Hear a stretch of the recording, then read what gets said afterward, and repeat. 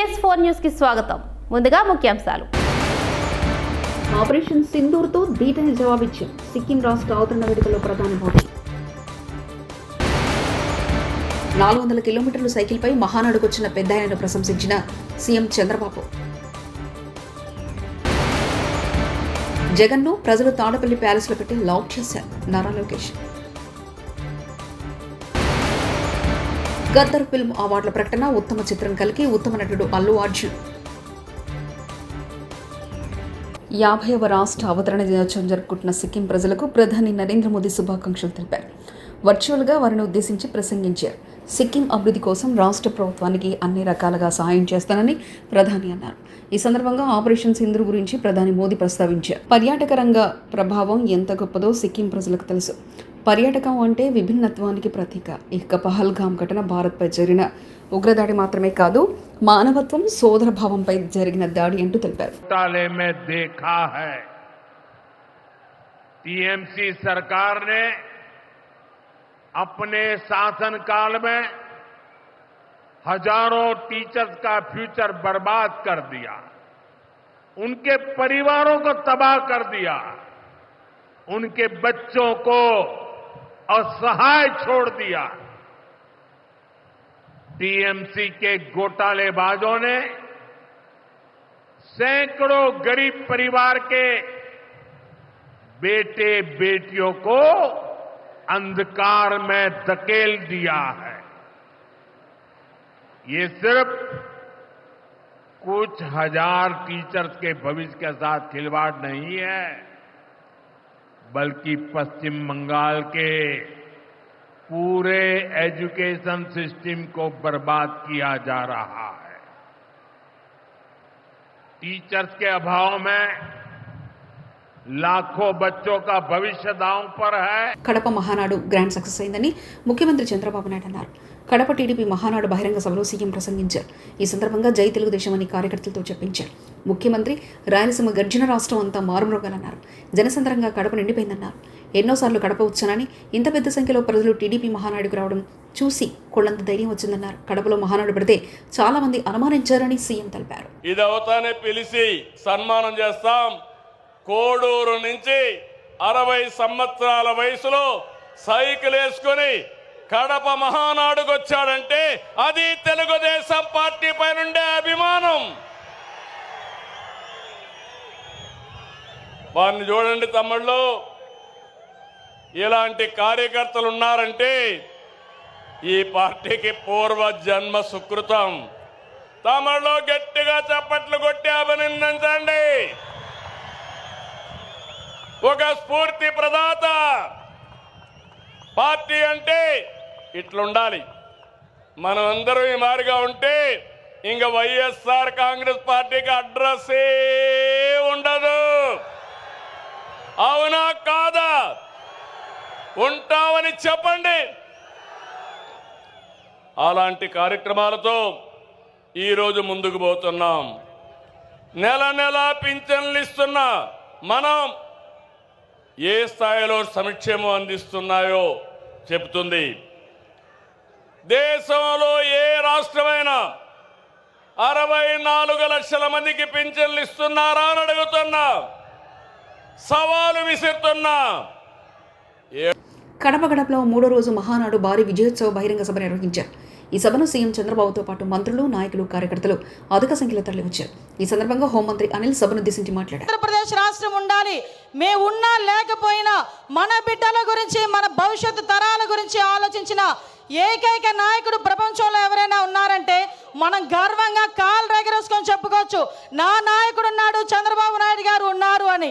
ఆ చంద్రబాబు నాయుడు గారికి వేదిక సాక్షిగా నమస్కారాలు, ధన్యవాదాలు తెలియజేసుకుంటూ, ఈరోజు గత 5 సంవత్సరాలు కూడా వ్యవస్థలని నిర్వీర్యమైపోయి ఉపాధి అవకాశాలు లేక, ఉద్యోగ అవకాశాలు లేక మొత్తం యువత అంతా కూడా తప్పుదారి పట్టి, గాంజా మార్గాన్ని బట్టి ఉపాధి అవకాశాలు లేక అల్లాడుతుంటే ఆ యువతకి ఒక మార్గదర్శకం ఇవ్వాలి అని చెప్పి ఆ రోజుల్లో రౌడీ రాజకీయాలు జరిగే పరిస్థితుల్లో, సైకోల్ పాలన పరిపాలించే పరిస్థితుల్లో ఆ రోజు ఒక్కగానొక్క బిడ్డ ఈరోజు రోడ్డు మీదకి వచ్చి అవమానాలు ఎదుర్కొన్నాడు, అపహేళనలు ఎదుర్కొన్నాడు. ఒక పక్క తల్లిని అవమానించారు, ఒక పక్క తండ్రిని జైలుకి పంపించారు. అయినప్పటికీ కూడా మొక్కవోని ధైర్యంతో నా కార్యకర్తలు నా వెంబడున్నారు, నేను పూర్తి చేయగలనని సుమారుగా 9 నెలల కాలంలోనే ఈ రాష్ట్రంలోని తెలుగుదేశం పార్టీకి పునరుద్దేశం తీసుకొచ్చిన నా సోదరుడు మానవ వనరుల శాఖ మంత్రులు గౌరవనీయులు నారా లోకేష్ గారికి ప్రత్యేకంగా ధన్యవాదాలు, నమస్కారాలు తెలియజేసుకుంటూ ఈరోజు రాష్ట్ర పార్టీ అధ్యక్షులు పల్లా శ్రీనివాసరావు గారికి, అదేవిధంగా వేదిక నిర్వహించిన సహచర మంత్రివర్యులకి, ఎమ్మెల్యేలకి, ఎమ్మెల్సీలకి అందరికీ కూడా పేరు పేరున, వేదిక నిర్వహించిన పెద్దలందరికీ కూడా పేరు పేరున నమస్కారాలు, ధన్యవాదాలు. దేవుని గడపలో మహానాడు నిర్వహించడం అదృష్టంగా భావిస్తున్నామని తెలుగుదేశం పార్టీ జాతీయ ప్రధాన కార్యదర్శి మంత్రి నారా లోకేష్ అన్నారు. మహానాడు బహిరంగ సభలో తన ప్రసంగం పార్టీ శ్రేణుల్లో ఉత్తేజం నింపారు. పౌరుషం, ఆత్మీయత, మహిళలను గౌరవించడం నేర్చుకోవాల్సిన గడ్డ ఇది. మాస్ జాతర మహానాడు వదిలిపోయి పౌరుషాల గడ్డపై పసుపు జెండా రెపరెపలాడుతుందని ఉద్వేగంతో ప్రసంగించారు. తెలుగుదేశం పార్టీ కార్యకర్తలకు మీ అందరికీ నా హృదయపూర్వక నమస్కారం. తిరుమల తొలి గడప దేవుని గడప, ఒంటిమిట్ట రామస్వామి ఆలయం, ఆమీన్ పీర్ దర్గా, మరియాపురం చర్చ్ ఉన్న పుణ్యభూమి ఈ గడప. పౌరుషం, ఆత్మీయత, మహిళల్ని గౌరవిస్తాం నేర్చుకోవాల్సిన గొప్ప గడప ఈ కడప. మాస్ జాతర మహానాడు అదిరిపోయింది. పౌరుషాల గడ్డపై పసుపు జెండా రెపరెపలాడుతుంది. దేవుని గడప కడపలో పసుపు పండగ నిర్వహిస్తాం. నా అదృష్టంగా నేను భావిస్తున్నా. 2024లో మాస్ విక్టరీ మనందరం చూసాం, చరిత్ర కూడా తిరిగి రాశాం. 94% స్ట్రైక్ రేట్, అంటే 175 నియోజకవర్గాల్లో 164 స్థానాలు మన కైవసం చేసుకున్నాం. ఇది ఒక రికార్డు కాదు, ఆల్ టైమ్ రికార్డ్ అని సభాముఖం మీకు తెలుపుతున్నా. ఇది తెలుగుదేశం పార్టీ కార్యకర్తల నాటు దెబ్బ. జెండా బీకేస్తా అన్నారు, వాళ్ళు ఇప్పుడు పార్టీ కార్యాలయానికి టూలెట్ బోటు పెట్టుకుని పారిపోయే పరిస్థితి. పార్టీ లేకుండా చేస్తా అన్నారు, అడ్రస్ లేకుండా పోయే పరిస్థితి. వై నాట్ 175 అన్నారు, ప్రజలు ప్రతిపక్ష హోదా కూడా ఇవ్వని పరిస్థితి. మన బొమ్మలు పెట్టి బాక్సింగ్ చేశారు, ప్రజలే ఇప్పుడు ఫుట్బాల్ ఆడుకునే పరిస్థితి. యంగ్ ఇండియా ఇంటిగ్రేటెడ్ పాఠశాల మీద ఒక్కోసారి ఒక్కో అంచనా పెంచుకుంటూ పోయారు. ముందుగా ఉప ముఖ్యమంత్రి 80 కోట్లు అంచనా వేస్తే తర్వాత ముఖ్యమంత్రి గారు 100 కోట్లకు అంచనా పెంచారు. మళ్ళీ అదే ముఖ్యమంత్రి 120 కోట్లను అంచనా పెంచారు. అప్పుడు మళ్ళీ అదే ముఖ్యమంత్రి 200 కోట్లు అంచనా పెంచారు. అసలు ఎందుకు అంచనా పెంచుకుంటూ పోయారు? అక్కడే మొదలు ఏంటో చెప్పాలి. మాజీ మంత్రి ఎమ్మెల్యే సబితా ఇంద్రారెడ్డి కోట్ల వరకు ఒక ఇంటిగ్రేటెడ్ స్కూల్ పెడతాం మేమని చెప్పడం జరిగింది. 80 కోట్లతోనే ఇంటిగ్రేటెడ్ స్కూల్ అని టెండర్ కూడా పిలుచున్నారు మీరే, 80 కోట్లని. తర్వాత దాన్ని గౌరవ ఉప ముఖ్యమంత్రి గారు 180 కోట్ల నుండి 100 కోట్ల వరకు చేస్తా అని స్టేట్మెంట్ ఇవ్వడం జరిగింది. ఇదే గౌరవ ముఖ్యమంత్రి గారు మళ్ళీ షాద్నగర్ వెళ్ళి అక్కడ ఫౌండేషన్ వేస్తూ 125 కోట్లకు సంబంధించి ఫౌండేషన్ వేయడం జరిగింది. కానీ నిన్న చూస్తూ ఉంటే 200 కోట్లకి ఒక ఇంటిగ్రేటెడ్ స్కూల్ అనేది అనౌన్స్ చేయడం జరిగింది. అంటే మీ విధానం ఏది ఉందో అది స్పష్టం చేయమంటున్నాం. 85 కోట్లలో యంగ్ ఇండియా ఇంటర్నేషనల్ స్కూల్ పెడతారా, 125 కోట్లలో పెడతారా, 200 కోట్లలో పెడతారా? ఎందుకు పెంచుకుంటూ పోయినారు? అసలు వచ్చిన మార్పు ఏంది? మీరు తీసుకొచ్చిన 85 కోట్లను అనౌన్స్ చేసిన రోజు నుండి ఇప్పటి వరకు తట్టడు మట్టే లేదు. కానీ అంచనాలు పెంచుకుంటూ పోయారు. అక్కడే మతలపోయింది అని అడుగుతున్నాం. నిజంగానే మీరు చెప్పదలుచుకుంటే ఇమీడియట్గా ప్రతి స్కూల్కి ఇంత అవుతుందని క్లారిటీగా చెప్పాలి. మీకే క్లారిటీ లేకుండా ఒక్కొక్కరు ఒక్కొక్క దగ్గర మాట్లాడుతూ ప్రతి నియోజకవర్గానికి ఇస్తామన్నారు, అది లేదు. నిన్న చూస్తే 20 స్కూల్స్కి ఇచ్చున్నారు. బడ్జెట్లో ఏం పెట్టున్నారు? 11,000 కోట్లు యంగ్ ఇండియా ఇంటర్నేషనల్ స్కూల్స్కి ఇంటిగ్రేటెడ్ స్కూల్స్కి పెడతామన్నారు. కానీ తీరా చూస్తే అక్కడ 4,000 కోట్లే పెట్టున్నారు. ఇవన్నీ కూడా ఎవరిని మభ్యపెట్టడానికి ఇవన్నీ మాట్లాడుతున్నానని దయచేసి గమనించమని కోరుతా ఉన్నాను. తెలంగాణ రాష్ట్ర ప్రభుత్వం అందించిన గద్దర్ ఫిల్మ్ అవార్డులను జ్యూరీ చైర్పర్సన్ జయసుధ ప్రకటించారు. ఎఫ్డీసీ చైర్మన్ దిల్రాజ్తో కలిసి ఆమె మీడియా సమావేశం నిర్వహించారు. ఈ అవార్డుల కోసం మొత్తం 1248 నామినేషన్లు రాగా వాటిని పరిశీలించిన అనంతరం అవార్డు గ్రహీతల పేర్లను ప్రకటించారు. శ్రీ నాగ అశ్విన్ సింగిరెడ్డి ఫర్ కల్కి. Best leading actor Shri Allu Arjun Pushpa 2. Best leading actress Niveda Thomas for 35 Chinna Kada Kadu. Tirumala శ్రీవారిని సినీ నటి శ్రీయ దర్శించుకున్నారు. గురువారం వేకువజామున శ్రీవారి సుప్రభాత సేవలో ఆమె పాల్గొన్నారు. దర్శనానంతరం ఆమెకు వేద పండితులు ఆశీర్వచనం చేసి స్వామివారి తీర్థప్రసాదాలను అందజేశారు.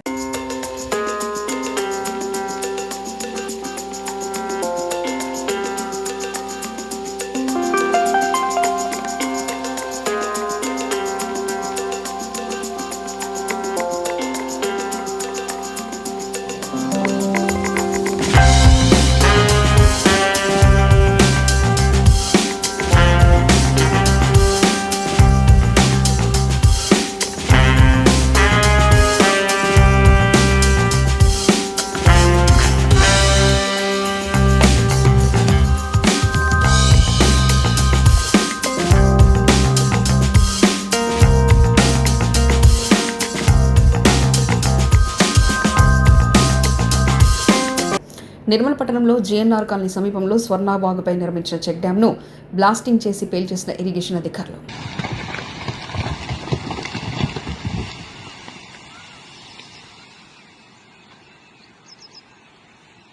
మంత్రుల రివ్యూ మీటింగ్లో ఇతర మంత్రుల కోసం దాదాపు గంట సేపు వేచి చూసిన తుమ్మల నాగేశ్వరరావు ఖమ్మంలో జరిగిన మంత్రుల రివ్యూ మీటింగ్ కోసం సమయానికి వచ్చి అధికారులు ఇతర మంత్రులు ఎవరో రాకపోవడంతో దాదాపు గంట సేపు వేచి చూసిన మంత్రి తుమ్మల నాగేశ్వరరావు.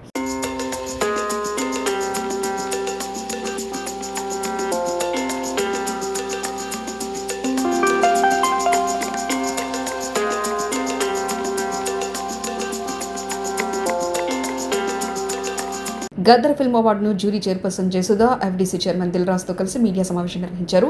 తెలుగు సినిమా రంగాన్ని ప్రోత్సహించేందుకు తెలంగాణ రాష్ట్ర ప్రభుత్వం చేపట్టిన గద్దర్ తెలంగాణ ఫిల్మ్ అవార్డులను జ్యూరీ కమిటీకి చైర్మన్గా నటి జయసుధ ప్రకటించారు. అంతకుముందు దిల్రాజు మాట్లాడారు. మొదటి రోజు నేను వాళ్ళని ఫామ్ చేసినప్పుడు ఈ టేబుల్ పైన ఒక మాట చెప్పాను. సో మీ మనస్సాక్షిగా సినిమాలు చూస్తూ మీకు అనిపించినవి మీ జ్యూరీ మెంబర్స్ డిసైడ్ చేసిన సినిమాలే ఫైనల్ లిస్ట్ అని. సో గాడ్ గ్రేస్ ఎక్కడ ఎవరి ఇన్ఫ్లుయెన్స్ కానీ ఎవరి ఇన్వాల్వ్మెంట్ లేకుండా కానీ వాళ్ళకంతా ఫ్రీడమ్ ఇచ్చి చేయగలిగాం. సో దానికి రాత్రి జ్యూరీ మెంబర్స్ వాళ్ళ కళ్ళల్లో వాళ్ళ ఆనందం అర్థమైంది. సో వాళ్ళు చాలా ఫైట్ చేసుకొని వాళ్ళు ఏది రైట్ అనిపించింది అనేది వాళ్ళు అనుకొని ప్రతి సినిమాని చిన్న పెద్ద అనే సినిమాలు లేకుండా వాళ్ళు ఫైనల్ చేసి నిన్న నైట్ సీఎం గారికి సబ్మిట్ చేశారు. ధాన్యం కొనుగోలు చేయాలని కోరుతూ కలెక్టర్ ఆఫీసులో ధాన్యం బస్తాతో రైతు నిరసన. నిర్మల్ జిల్లా ధాన్యం 15 రోజులైనా ధాన్యం కొనుగోలు చేయలేదని వెంటనే కొనుగోలు చేయాలని కోరుతూ కలెక్టర్ ఆఫీసులో ధాన్యం బస్తాతో నిరసన తెలిపిన రైతు లక్ష్మణ చాంద మండలం బాబాపూర్ గ్రామంలో ఏర్పాటు చేసిన వరి ధాన్యం కొనుగోలులో జాప్యం చేస్తున్నారనే ఆగ్రహం. బస్తాకు 41 కిలోల తూకం వేస్తున్నారని, అకాల వర్షంతో ధాన్యం తడిసిపై మొలకలు వస్తున్నాయని వెంటనే కలెక్టర్ స్పందించి ధాన్యం కొనుగోలు వేగవంతం చేయాలని కోరిన రైతులు.